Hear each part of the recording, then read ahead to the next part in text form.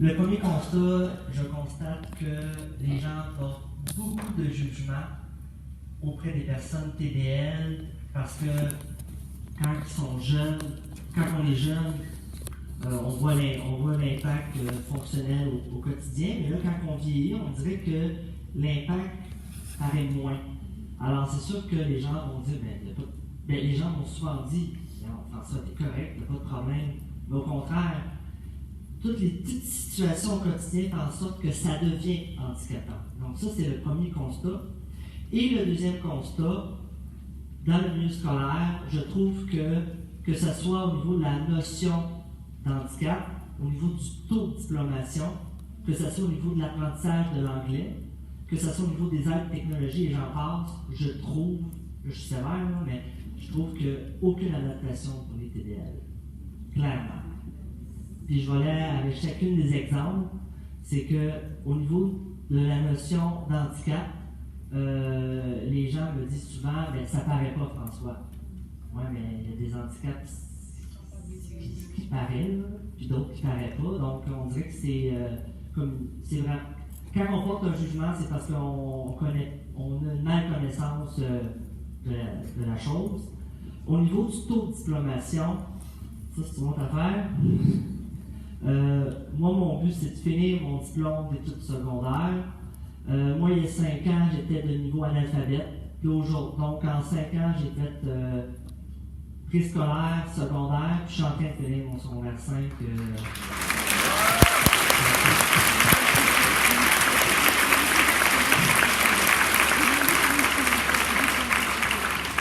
C'est sûr que c'est beaucoup de travail de faire les apprentissages scolaires. C'est sûr qu'il y a beaucoup d'obstacles dans différentes sphères, de ma vie par rapport au scolaire. Par rapport à l'anglais, en partant, on dit souvent que les personnes ayant un TDL, notre propre langue maternelle est étrangère à nous-mêmes. On entend souvent ça. Alors, déjà que ça m'a pris un temps fou pour rééduquer mon langage pour que je puisse maîtriser au moins la base de mon français. Comment voulez-vous que j'apprenne l'anglais si j'ai 3 heures semaine en anglais? Ça ne marche pas. C'est au niveau des exigences ministérielles en matière d'éducation. Et au niveau, mais par contre, pour l'anglais, je veux quand même l'apprendre parce que dans le domaine événementiel, c'est important. Au niveau des aides technologies, moi j'utilise Antidote, WorkQ, SpeakQ, Dragon et Alouette. Par contre, malgré ces logiciels-là, je trouve qu'ils sont pas du tout adaptés pour moi parce que, même pour n'importe quel TDL, parce que moi si je suis sur Internet, j'écris mon texte sur Word, puis que j'écris mes idées l'une après l'autre, mais que mes idées sont pas cohérentes, même si je l'écoute plusieurs fois avec WorkQ, je ne vais pas plus le comprendre, le texte. Donc, c'est sûr que c'est des choses qui font en sorte que, au niveau des aides technologies, aujourd'hui, je vois quand même l'utilité de ça, mais c'est sûr qu'il faut vraiment plus que des technologies. Et des exemples que je trouve que les gens vont dire spontanément, autant au niveau des professionnels de la santé, là je ne veux pas accuser personne, qu'au niveau des intervenants ou même au niveau de la parenté, c'est que c'est surtout le fait de dire ça sert à quoi avoir un plan d'intervention scolaire, ou ça paraît presque pas, ou François, t'es capable, t'es bon, ouais, c'est du travail, là, tu sais. Ou pourquoi tu veux continuer ta scolarité? Tu sais, tu pourrais faire un travail manuel, ouais, mais même dans le travail manuel, ça demande quand même du langage. Tu sais, donc, il y a plein d'exemples que je pourrais numériser, que je pourrais dire, aussi par rapport à toute ma rééducation, même si l'exigence augmente, mais c'est toujours un défi pour moi. Donc, ce serait à peu près ça au niveau des obstacles par rapport à ça. Et est-ce qu'il y a des facilitateurs? Oui, là c'est négatif, là c'est plus positif. Alors, au niveau des facilitateurs, TDL, moi, il y a 5 ans, comme j'ai dit, j'étais de niveau analphabète. Alors, comment j'ai fait en quelques temps pour m'améliorer au niveau de mon langage, au niveau scolaire, même au niveau professionnel, et ainsi de suite, mais c'est l'orthophonie. Ouais.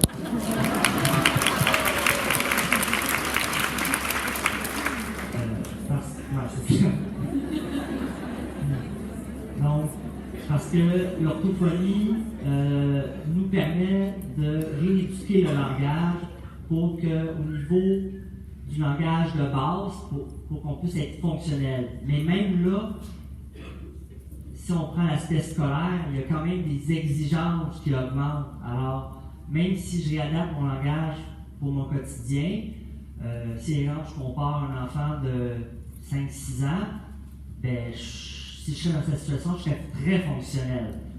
Mais à 28 ans, tu n'as pas la même réalité qu'un enfant de 0,5 ans ou de 5-12 ans, et ainsi de suite.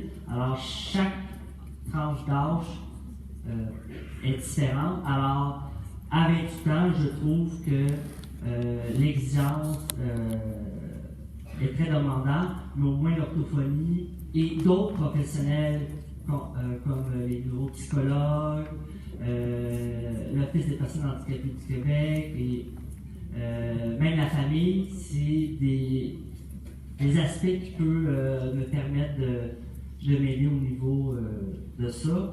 Et aussi, même si on me disait que, même je suis en train présentement de finir mon DS, le DEP avec l'attestation d'études collégiales, donc tout ça en même temps, moi je trouve que mon plan d'intervention scolaire, c'est essentiel.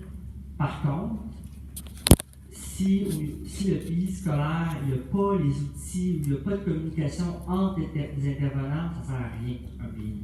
Alors moi, ce que j'ai fait, j'ai pris différents moyens, orthophonie, tutorat individualisé, de prendre en charge moi-même ma scolarité, parce que je suis au secteur privé, alors c'est vraiment moi-même, je suis comme une mini-compagnie, là, pour ça. Et ça fait en sorte que de manière majeure, je peux vraiment progresser considérablement pour ça. Donc, ça serait vraiment les points principaux qui facilitent le temps, mon temps, mon énergie, tout ça. Puis c'est sûr que même si ça, c'est sûr que ça demande un défi. Ça demande quand même un énorme défi, mais avec beaucoup de persévérance. On dit souvent que les personnes dysphasiques TDL sont persévérants. Effectivement, on est persévérants, on est travaillant. Mais moi, avec mon orthophoniste que j'ai présentement, Mme Josée Pouliot.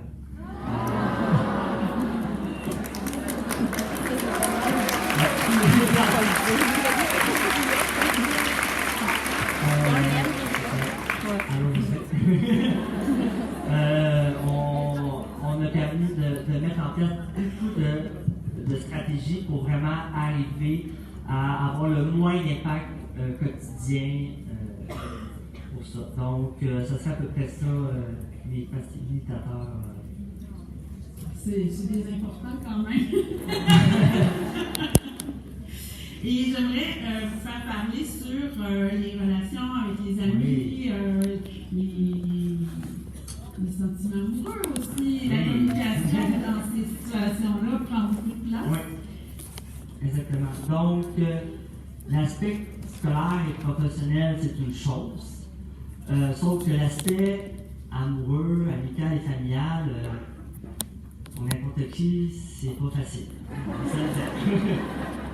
Alors, c'est sûr que pour moi, comme TDL, ça demande une exigence supplémentaire et ça demande surtout, quand on arrive à l'âge adulte, une adaptation autant de ma part qu'auprès des personnes que je côtoie.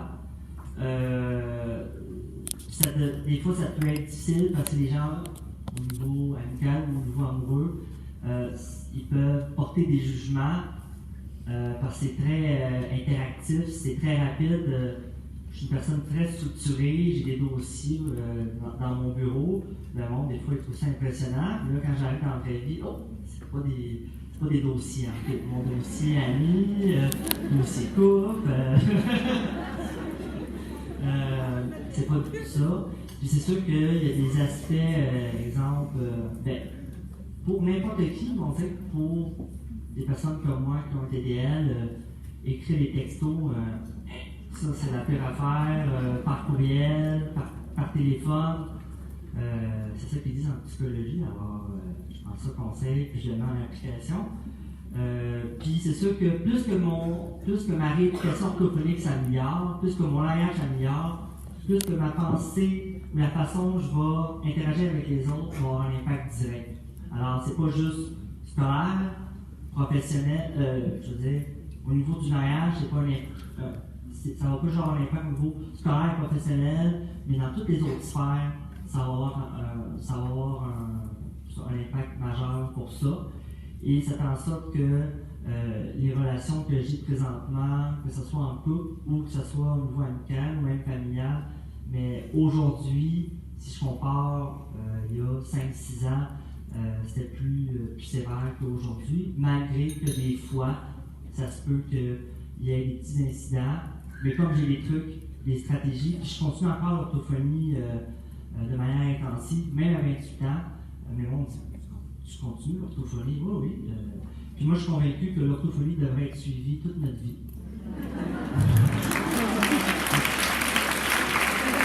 Parce que